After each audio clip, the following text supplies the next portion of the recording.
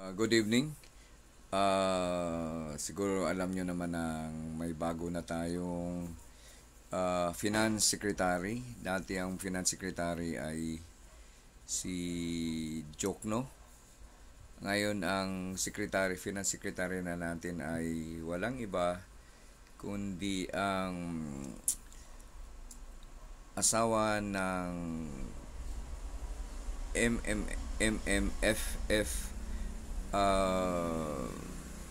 Best Actress, kung walang iba kundi ang asawa ni Vilma Santos na si dating congressman, dating senador, kasi naging congressman, naging senador. Anong nauna ba doon? Kung congressman siya muna bago naging senador. Basta itong last na ano niya ay siya ay pinili ngayon ng Pangulong Bongbong Marcos na maging bagong Finance Secretary. Okay, so sana di pa ako sure, no? May nabasa lang ako na nag-propose ba? Di ako sure, no? Sana kung totoo na nag-propose daw siya ng 30% salary increase sa mga government employee. Pero di ko sure.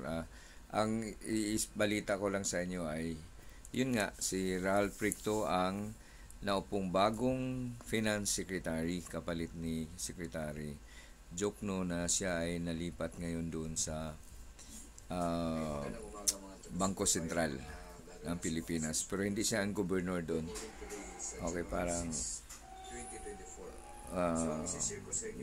di ko din sure kung anong posisyon niya doon sa Bangko Sentral, pero basta pinalitan siya ni Ralph Recto. Okay, so yun lang.